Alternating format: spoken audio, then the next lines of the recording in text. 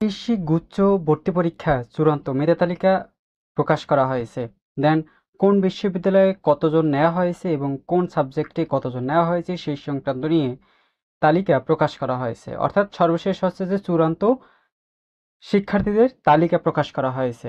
যে সকল শিক্ষার্থী চূড়ান্ত তালিকা প্রকাশ করা হয়েছে তাদের ভর্তি কার্যক্রম সম্পন্ন করতে হবে বলা হয়েছে। ভর্তি পরীক্ষার ভর্তির জন্য চূড়ান্তভাবে নির্বাচিত প্রার্থীদের বিশ্ববিদ্যালয়ের নিম্নরূপ প্রয়োজনীয় ব্যবস্থা গ্রহণের জন্য অনুরোধ করা হলো।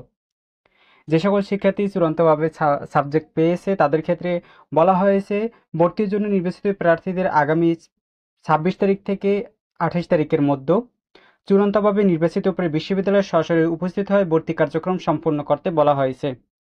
যে যে সকল শিক্ষার্থী এখন পর্যন্ত যে কোনো একটি সাবজেক্ট পেয়েছে তাদের যে বিশ্ববিদ্যালয়ে সাবজেক্ট পেয়েছে সেই বিশ্ববিদ্যালয় 26 তারিখ থেকে 28 তারিখের মধ্যে ভর্তি কার্যক্রম সম্পন্ন করতে বলা হয়েছে।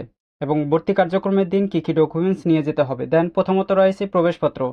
কৃষি গুচ্ছ ভর্তি পরীক্ষার যে প্রথমত প্রবেশপত্র রয়েছে সেই প্রবেশপত্র। দেন এসএসসির মার্কশিট অর্থাৎ প্রশংসাপত্র। এইচএসসি পরীক্ষার ট্রান্সক্রিপ্ট এবং মূল প্রশংসাপত্র, 2 কপি পাসপোর্ট সাইজের ছবি নিয়ে যেতে হবে। দেন সংরক্ষিত আসনে যারা রয়েছে তাদের মুক্তিযোদ্ধার ক্ষেত্রে অনুকূল সরকার কর্তৃক স্বীকৃতি মুক্তিযোদ্ধার সনদপত্র ভর্তির সময় দেখাতে হবে। সত্যায়িত ফটোকপি জমা দিতে হবে। মুক্তিযোদ্ধা সরকার প্রার্থীদেরকে মুক্তিযোদ্ধার সনদপত্র ও ঠিকানা, স্থায়ী ঠিকানা গরমিল থাকলে তাদের ঠিকানা পরিবর্তন সংক্রান্ত প্রত্যয়নযুক্ত মূল কপি জমা দিতে হবে। ক্ষুদ্র নিগোষ্ঠী ও সংরক্ষিত আসনে যারা রয়েছে স্থায়ী বাসিন্দা হিসেবে সম্পর্কিত প্রত্যয়নপত্র মূল কপি জমা দিতে হবে। প্রতিবন্ধী কোটা শিক্ষার্থীদের জন্য প্রতিবন্ধী সংক্রান্ত উপজেলা সমাজ কল্যাণ কর্মকর্তার সনদপত্র ফটোকপি জমা দিতে হবে।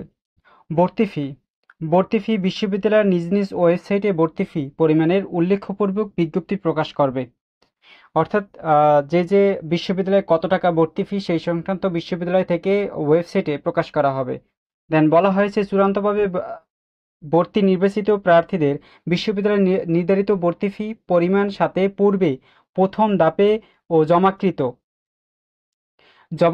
10,000 টাকা সমন্বয় করে অবশিষ্ট পরিমাণ জমা ফেরত দিতে হবে।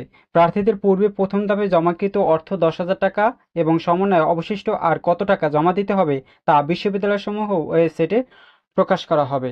দেন প্রথমত তোমাদের এখানে 10,000 টাকা ভর্তি ফি।